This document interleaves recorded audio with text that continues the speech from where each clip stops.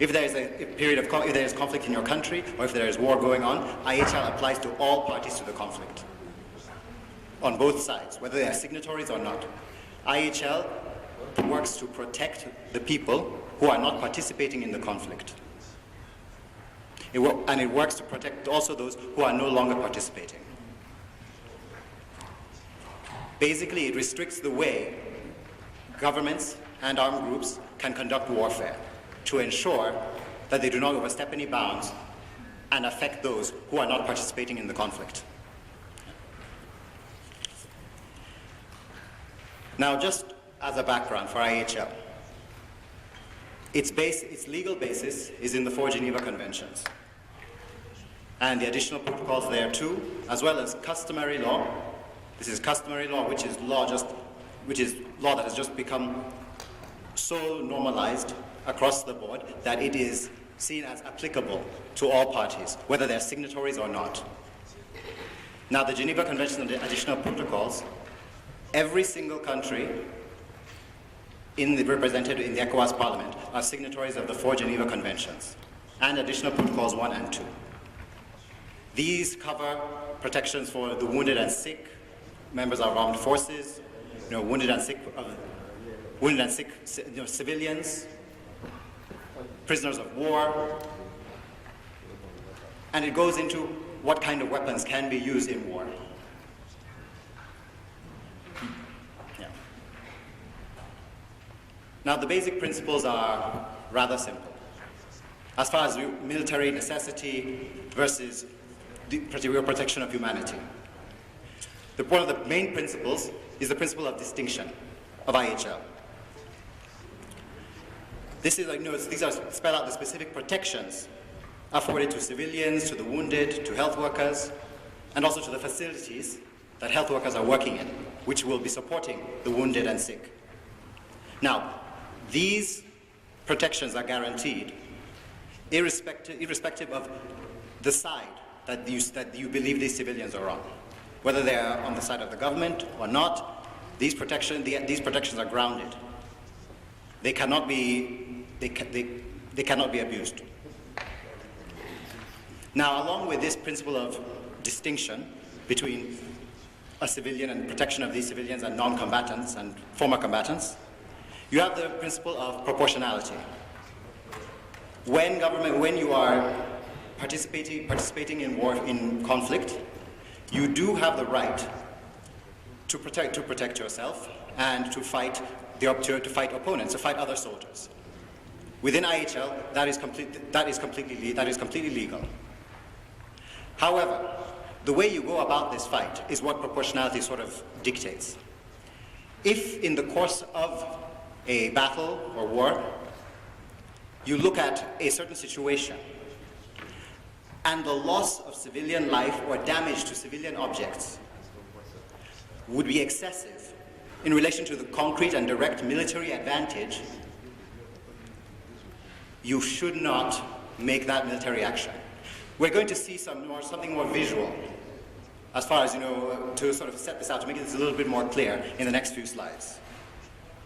Now, the principle of precaution is the third basic principle, and it's when you are fighting, you must verify your targets. Verify that they are military targets that you are facing. Verify that you are facing military opponents, that you are not accidentally going to affect civilians or places that harbor civilians, such as hospitals, schools. This is talking about just being careful in your targeting as you conduct your hostilities. Now, as we go through this, all of you have received packages. Now, in each of these packages, there are some the basic forms of IHL, the basic idea of what IHL is, are contained in the red book, which is called IHL, Answers to Your Questions. And that's exactly what it is. It's the simple breakdown of IHL, and it responds to a lot of the questions that you may have after this. Another book that's in there is a handbook for parliamentarians, which tells you more about IHL and actually how IHL applies to the work you do as parliamentarians. Now, next one. Now, as far as the principle of, back to the basic principle of distinction, this is the visual I was talking about up here. On the left, you see the viable targets for during the armed conflict. You have a military barracks, you have armed, you have tanks, you have soldiers. These are, and soldiers or fighters. These are, in any armed conflict, these are individuals and structures that you have the right to attack. On the other hand, on the other side, you have those at which you should not attack. You have civilians. You have the emblems of the Red Cross, Red Crescent movement. These are which indicate, centers for health, which indicate, humanitarian centers. Then you have the symbol for cultural, les biens culturels, cultural property. These are, monuments. These are just aspects of cultural property that are innate to the culture. These are things you should not attack. So on the right are non-viable targets. On the right are completely legal targets under IHL. On the principle of proportionality, this is what I'm talking about. If you have one man with one low-degree, machine gun guarding an entire community of civilians, and you have the sign for les biens culturels there aussi, then you attack that one settlement with 4 tanks or 8 tanks. That it's not proportional. Your military response is not proportional, and the likelihood of the attack affecting those civilians and also civilian objects is very high. This is the sort of thing that IHL asks you to look out for, that you have to consider as you are going into conflict. The protection of civilians is paramount in all this, and that's what you have to keep in mind. Now, when is IHL applicable? IHL is not applicable all the time. Only, as I've said, only in situations of armed conflict, warfare. The easiest one is the first one, international armed conflict. That's war between 2 countries. That is easy. When you see that you have one state against another state, easily applicable. We don't have any situations like that in West Africa at the moment. What is applicable to us is the second sort of armed conflict, non-international armed conflict. That's where you see fights between states and non-state actors. These non-state actors can take many forms. Sometimes, they're religious groups, sometimes they're just rebel groups, but they are groups that are not ascribed to any one state. And usually they are internal groups formed within a state. Now, international armed conflicts allow it to be very easy to say when it becomes a conflict. Once bullets start flying between countries, that's armed conflict. IHL applies. With a non-international armed conflict, it's a little different. It's a little more nuanced. You have to look at what is happening on the ground to see whether it rises to the level of armed conflict. We'll talk a little bit more about this later, but you have situations of, during elections, electoral violence, riots popping up here and there, and the government will suppress that. That is not rising to the level of armed conflict. For armed conflict, there's a requirement that the other party, that the non-state group has a certain level of organization, and that the fighting reaches a certain level of intensity. This organization means you can sort of identify a hierarchy, that there's a hierarchy they follow, that there's leadership, and the leadership has goals and policies that is pushing them to fight. And as far as intensity, we're talking about the type of weapons they are using. If they're stuck mainly using knives and bottles and throwing things at police, the intensity there is questionable.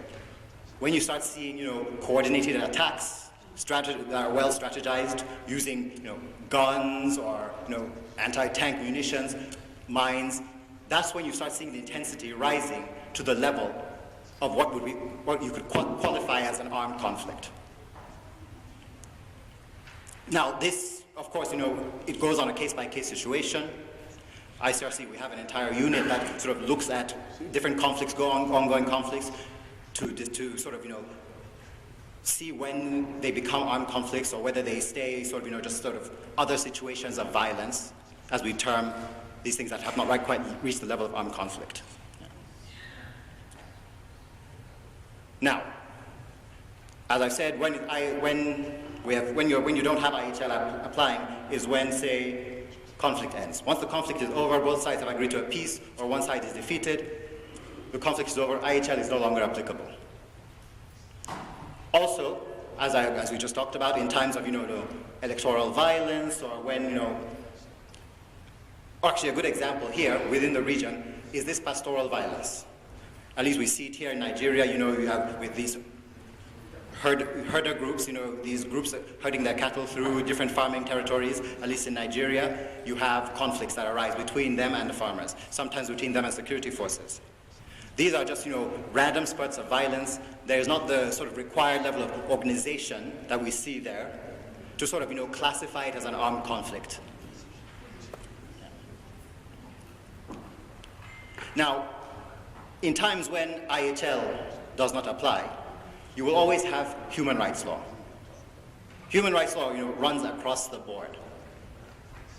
Now, they both have the same goal: protect the individual, protecting people's lives, and that's the goal of IHL alongside IHRL. And you'll see there's also the prohibitions of torture, the rights to a fair trial, commonalities across the board. Where you see some differences are in IHL. You will find specific protections mentioned for the wounded, sick, shipwrecked soldiers, prisoners of war especially, and civilians who are interned during hostilities, and also rules on sort of the conduct of hostilities. Now, this sort of difference in the rule, the way that IHL looks at it is that we realize, IHL sort of realizes the reality of war. And human rights law, which is the development of the UN, is sort of grounded in the fact that there should be no war. That war is, on its face, illegal, unless, justified by a Security Council resolution or things like that. IHL acknowledges that conflict happens, war does happen. And irrespective of the legality of that war, IHL will apply. Now, IHL, how does it apply here? As I've said, every single one of you are signatories to the 4 Geneva Conventions, and additional protocols 1 and 2, at least. The goal now, within ECOWAS, is the actual implementation of these laws. ICRC has been working with the ECOWAS Commission for the last 15 years to ensure that these laws and these conventions are not just ratified, but also implemented into domestic legal frameworks and actually applied. One of the documents you see in your package is a report on the implementation of IHL in West Africa. That summarizes a lot of the work we have done over the years. It also reports what occurred during our meeting last year. And this year, at the 15th meeting on IHL, implementation of IHL in West Africa, member state experts from your countries, from your ministries of justice and foreign affairs, validated an IHL plan of action. This is a plan of action to ensure implementation of international humanitarian law in the legal frameworks of every single one of your countries. You can go to the next one.